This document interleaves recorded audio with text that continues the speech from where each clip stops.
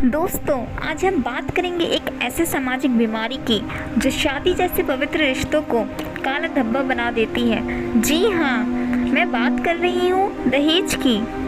ये एक लड़की सपनों से भरी हुई नए घर में खुशी लेकर जाने वाली, लेकिन उसकी पहली मुस्कान ही दहेज की मांग के बोझ तले दब जाती है।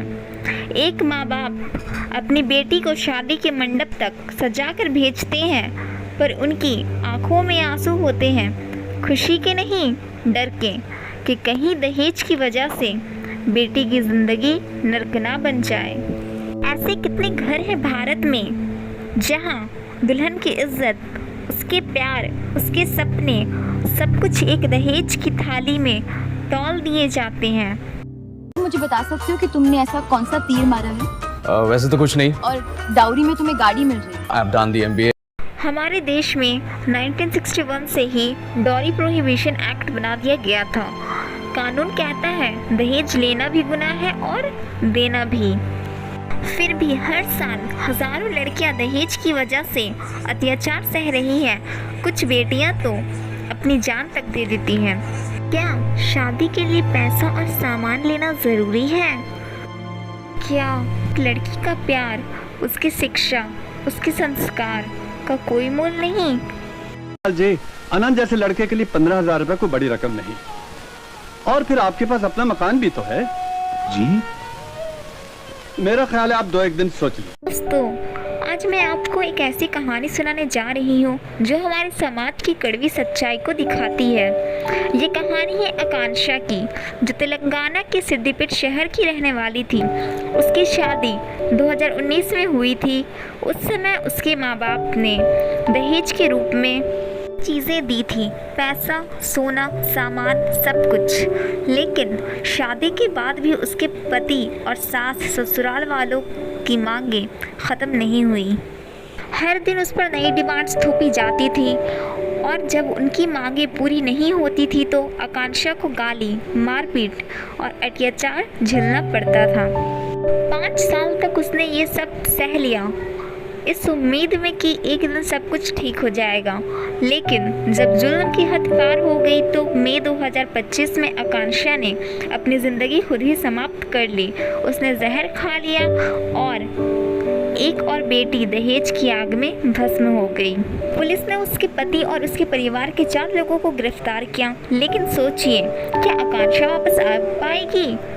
क्या उसकी खुशी, उसके सपने वापस आ पाएंगे? ये सिर्फ आकांक्षा की कहानी नहीं है। हर दिन भारत में 16 से 17 महिलाएं इसी तरह दहेज के कारण अपनी जान खो रही हैं। दोस्तों, अगर हमने अब भी आवाज़ नहीं उठाई तो कल शायद ऐसी कहानी हमारे आसपास भी लिखी जा सकती है। दहेज एक अपराध है, दहेज एक बीमारी है और इसे ख़त्म करना हम सबकी जिम्मेदारी है। दोस्तों, हाल ही में हुई कुछ रियल केसेस को देखते हैं।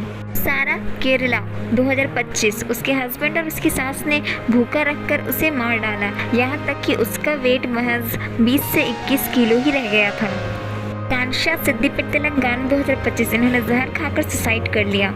स्वाली सूरज पाठक, पुणे, 2024, प्रियंका यादव, बलिया, यूपी, 2024, बेगूसराय, बिहार, 2024, मनु कुमारी, जहानाबाद, पटना, बिहार, 2025, रोजी खातून, वेस्ट चंपारण, बिहार, 2025, फतेहपुर, यूपी, उत्तर प्रदेश, 2025।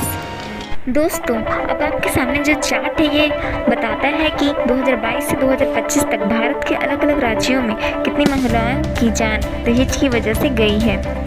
सबसे ऊपर है उत्तर प्रदेश, जहां पर हर साल 2000 से ज़्यादा बेटियां दहेज की भस्म होने वाली आग में अपना जीवन गंवा देती हैं। दूसरे नंबर पर है बिहार, जहां हर साल लगभग 1000 से ज़्यादा महिलाओं की मौत होती है।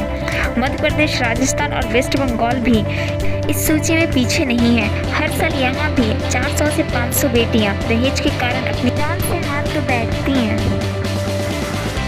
देख सकते हैं कि थोड़ा घटाव तो हुआ है, लेकिन फिर भी 6000 से ज़्यादा महिलाओं की मौत, हर से 17 बेटियाँ अपनी जान गंवा रही हैं सिर्फ दहेज की वजह से। ये सिर्फ नंबर्स नहीं हैं, ये बेटियाँ हैं, किसी की बहन, बेटी या पत्नी। ये चार्ट हमें याद दिलाता है कि दहेज सिर्फ एक परंपरा नहीं बल्कि एक खूनी बीमारी है जो समाज को खोखला कर रही है। इसलिए हमें मिलकर आवाज़ उठानी होगी। दहेज नहीं, शिक्षा दो। दहेज नहीं, सम्मान दो। दहेज नहीं, बेटी बचाओ। हमें मिलकर एक प्रतिज्ञा लेनी होगी। हम दहेज नहीं लेंगे, हम दहेज नहीं देंगे। शादी एक प्यार का बंधन है, लेने देने का कारोबार नहीं। अगर हम सब मिलकर आवाज़ उठाएंगे तभी ये बीमारी समाज से ख़त्म होगी। दहेज छोड़कर बेटी का सम्मान करो, बेटी को शिक्षा दो, बेटी को आशीर्वाद दो। वही असली दहेज है जो उसके साथ हमेशा रहेगा। दोस्तों, अगर आपको लगता है कि दहेज एक बड़ी समस्या है तो इस वीडियो ज़्यादा से ज़्यादा लोगों तक पहुँचाएं। अपने घर, अपने समाज, अपने शहर से दहेज ख़त्म करने का संकल्प लो। याद रखिए, दहेज एक गुनाह है, एक बीमारी है और इसे ख़त्म करना हम सबकी जिम्मेदारी है। लाइक, शेयर और सब्सक्राइब करना ना भूलें, क्योंकि एक आवाज़ ही बदलाव ला सकती है।